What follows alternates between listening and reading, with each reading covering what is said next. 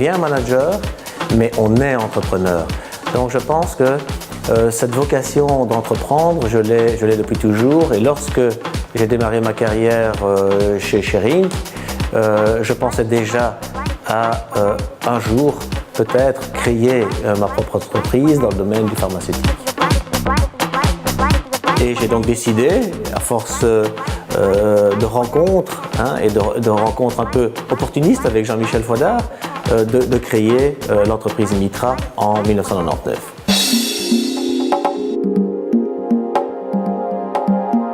Il y a un peu une petite forme de naïveté, le terme n'est peut-être pas le bon, mais je crois que pour entreprendre, il ne faut pas trop se poser de questions. Il faut avoir fait son business plan, bien sûr, il faut prendre le temps de le réaliser, et il faut se donner des objectifs qui sont atteignables et aller d'objectif en objectif, d'objectif atteignable en objectif atteignable.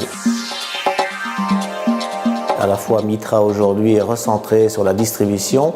Nous sommes présents dans une quarantaine de pays via des distributeurs locaux et nous envisageons pour le futur de créer des filiales dans certains pays stratégiques. Uteron est devenu la phase 3 du développement de Mitra Pharmaceutical. C'est en fait une structure de recherche et de développement. Nous avons rassemblé tous ces projets dans une seule structure appelée Uteron Pharma. On n'a pas encore atteint la saturation sur notre marché. Nous sommes désormais leaders depuis quelques mois dans le domaine de la contraception, donc devant les groupes Bayer Schering, devant Pfizer, devant MSD. Et donc, mais il faut, pour pouvoir continuer à croître, envisager de sortir hors les murs. Donc nous avons démarré cette activité très tôt, dès 2003-2004. Nous avons cherché des partenaires, nous savions que ça serait essentiel. Aujourd'hui, ça l'est, nous sommes prêts, nous avons des licences commerciales pour de très gros produits et donc nous devons créer nos filiales pour continuer à croître. Il est difficile d'envisager une entreprise pharmaceutique en limitant son activité à un marché. Et donc, vous devez faire la recherche, le développement, vous devez faire le marketing comme si vous étiez dans un grand groupe, une grosse multinationale internationale. Et donc, vous le savez dès le départ que vous allez devoir vous externaliser. Et donc, c'est la raison pour laquelle, dès 2003, nous avons participé à de nombreuses missions économiques. Je pense qu'on est à 14 ou 15 missions princières et autres jusqu'à présent, et ça a débouché sur une quarantaine de contrats. Alors demain, il y aura 4, 5, 6 filiales dans des pays stratégiques. C'était beaucoup plus vite que prévu d'ailleurs, comme presque tout ce que nous faisons. Nous avions prévu évidemment un développement sur une vingtaine d'années, ou un cycle d'au moins 20-25 ans. Et ici, après 13 ans d'existence, nous avons les premiers produits de la recherche aboutissent. L'internationalisation a démarré en 2003. Les premières filiales arrivent ici fin 2012, début 2013. Et nous espérons avoir bouclé le cycle des 5-6 filiales d'ici les 5 années. On peut dire que tout ce qui gravite autour de Mitra Uteron, le nombre de personnels, les consultants et les universités représentent à peu près 300 personnes. Et parmi ces 300 personnes, il y a les trois quarts sont dédicacés à la recherche et le développement. L'innovation, c'est dans nos gènes. TechSpace n'existerait pas aujourd'hui si nous n'innovions pas.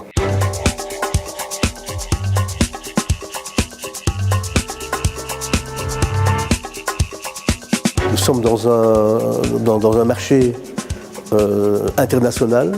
Nous exportons 100% de notre production. Donc on vient chez nous parce que nous avons des produits qui sont meilleurs que les autres et qui sont au niveau mondial. Et pour cela, il faut innover. L'économie wallonne ne survivra pas si elle n'innove pas.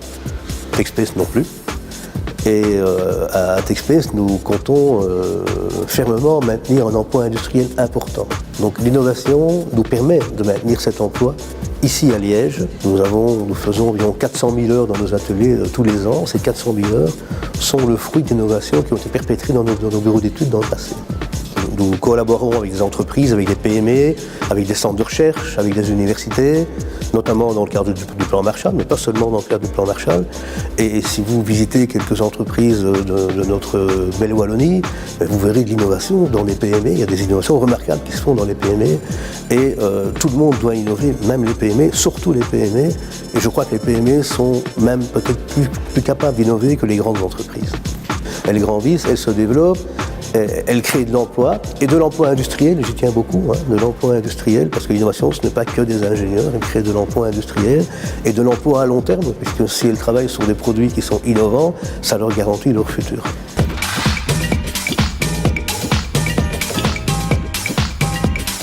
Nous avons 3 types d'innovation. Il y a l'innovation classique, qui est la plus importante aujourd'hui, qui est l'innovation produit.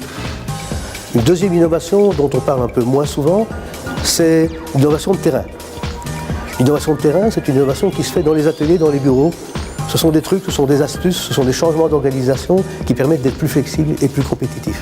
Le troisième type d'innovation, et malheureusement, c'est une innovation qui aujourd'hui est assez balbutiement et qui n'avance pas beaucoup. C'est l'innovation que j'appellerais une innovation sociale, l'innovation en relations humaines. Nous gérons aujourd'hui des entreprises du XXIe siècle avec des comportements du début du XXe siècle, ou au mieux des comportements du milieu du XXe siècle. Nos relations sont figées, nos relations sont rigides, et nous devons changer ça. Nous devons changer ça avec l'aide des partenaires sociaux, et c'est un point auquel je suis très attaché et que nous allons essayer de modifier. Évidemment, on ne sait pas le modifier uniquement au niveau de TXP Saillant.